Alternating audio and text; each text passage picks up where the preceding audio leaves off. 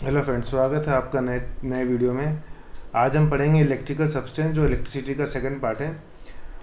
कभी आपने सोचा है कि क्यों बिजली जब पास होती है तो उसको हम वायर्स जो होते हैं उसको हम सिर्फ कॉपर का या किसी मेटल का क्यों बनाते हैं? क्यों उसको हम लकड़ी का, ग्लास का नहीं बना लेते?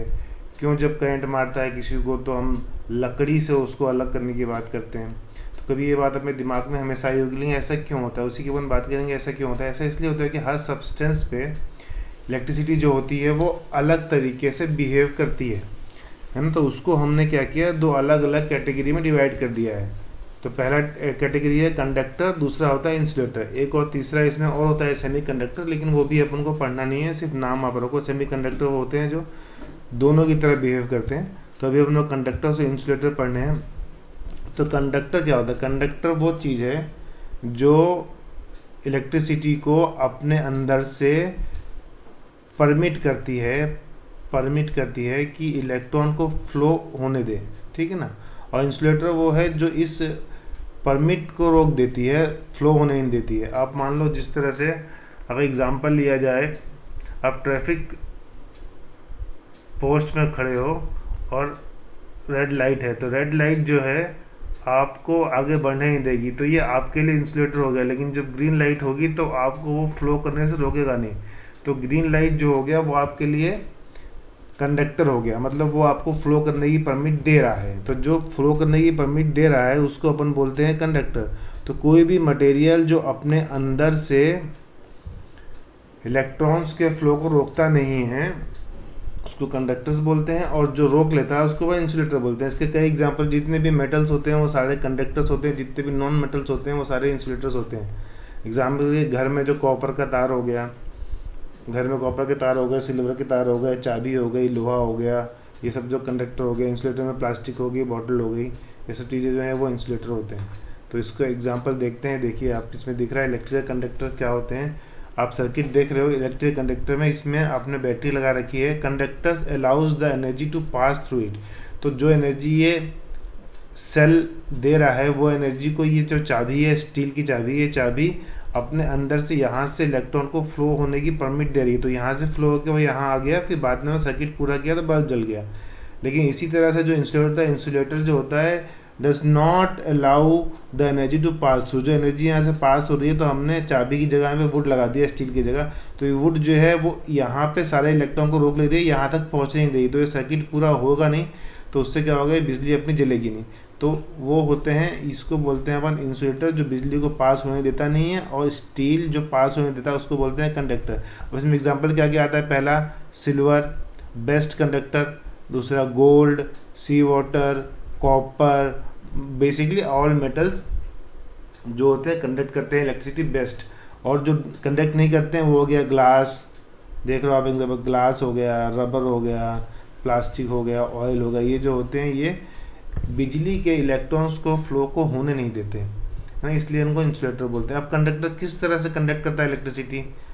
अब कंडक्ट कैसे करेगा? ऐसे करेगा, जैसे कि आप मान लो कि एक, अब हमने एक, पिछले साल आपने पढ़ा होगा कि एक कंडक्टर है, कोई भी मटेरियल है, तो उसमें इस तरह से होते हैं, इस तरह से बने होते हैं उसमें। अब यहाँ पे मान लो किसी का, यहाँ पे जो लास्ट लास्ट वाला जो ऑर्बिट है, उस ऑर्बिट में जो इलेक्ट्रॉन है वो अगर लूजली बाउंड है, मान लो एक है, ऐसे अपन कॉपर का अगर करोगे तो उसकी जो लास्ट वैलेंस बैंड होती है उसमें एक ही इलेक्ट्रॉन बचता है ना। तो उसकी पोजीशन के हिसाब से, तो ये जो इलेक्ट्रॉन बचेगा, अगर इसको यहाँ से एनर्जी मिलती है, मान लो ये आपका कॉपर वायर है, और कॉपर वायर में ये इलेक्ट्रॉन इस तरह से बाउंडेड है, अपन छोटा छोटा बनाते हैं। हाँ, इसके सब के आखिरी में जो है एक इलेक्ट्रॉन फ्री घूम रहा है जो शेयर करने के रेडी है। तो जब अपन यहाँ से किसी कंडक्टर में जब एनर्जी ट्रांसफ़र करते हैं, तो यहाँ पे जो इलेक्ट्रॉन इकट्ठे हो जाते हैं, चार्जेस, वो चार्जेस क्या करते हैं, इस माइनस को रिपेल करते हैं। जब रिपेल करते हैं तो एनर्जी बढ़ती है, तो ये बाउंड होकर यहाँ पे आ जाता है भाग के, और ये भाग के यहाँ पे आ जाता है। इस तरह से पूरे वायर में इलेक्ट्रॉन का फ्लो होता है। लेकिन इंसुलेटर में यही चीज़ क्या होती है, इंसुलेटर जब अपन उसकी बात करते हैं तो इंसुलेटर में ये जो होते हैं लास्ट वाले ये फुल होता है। मान लो इसमें 8 होता है तो 8 होंगे पूरे, लास्ट वाले में 8 होता है, 8 होगा तो वो फुल्ली बाउंड हो जाएगा। तो जब उसमें 8 होते हैं तो जब ये फुल्ली बाउंडेड है तो इसमें ना लेने का देने का, ना ये देने को तैयार ना लेने को तैयार है। तो इसकी सेल जब पूरी भरी हुई है तो आप इसमें एनर्जी जब पास करोगे, इसमें एनर्जी पास करोगे तो कोई भी इलेक्ट्रॉन मूव होने को तैयार नहीं है।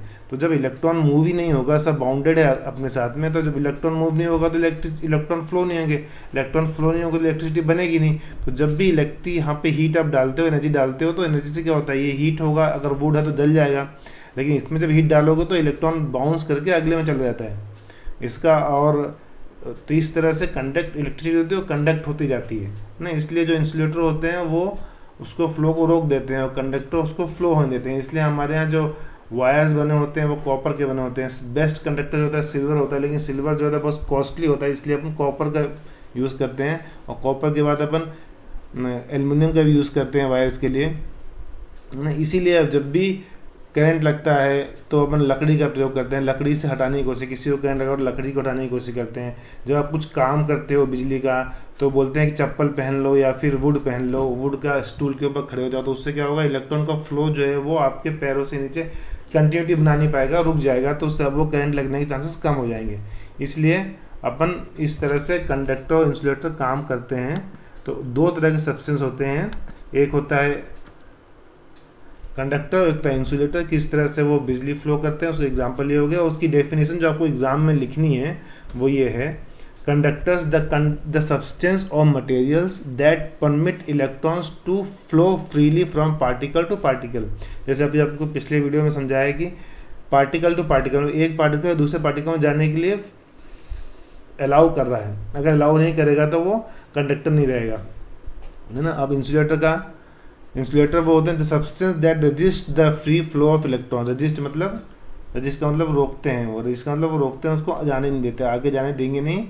तो वो इंसुलेट जब आगे जाने देंगे नहीं तो इलेक्ट्रॉन आगे जाएगा नहीं, तो बिजली फ्लो होगी नहीं, तो वो जो सब्सटेंस है, मटेरियल है, वो इंसुलेटर हो जाएगा। इसमें एग्जांपल आपको दिया हुआ है, एग्जांपल है वुड हो गया, ग्लास हो गया, पहले ही बता चुका हूँ, क्लॉथ हो गया, एटसेट्रा, है ना। ये इसलिए होते हैं क्योंकि इसमें एब्सेंस ऑफ लूजली बाउंड, वहाँ पे लूजली बाउंड इलेक्ट्रॉन होता है, इसमें होता नहीं। ये सब बहुत टाइटली बाउंड होते हैं, इसलिए किसी इलेक्ट्रॉन को छोड़ते नहीं। जब इलेक्ट्रॉन को छोड़ते नहीं है तो इलेक्ट्रिसिटी कंडक्ट होती नहीं है ना। तो ये टॉपिक हो गया सेकंड, कंडक्टर और इंसुलेटर।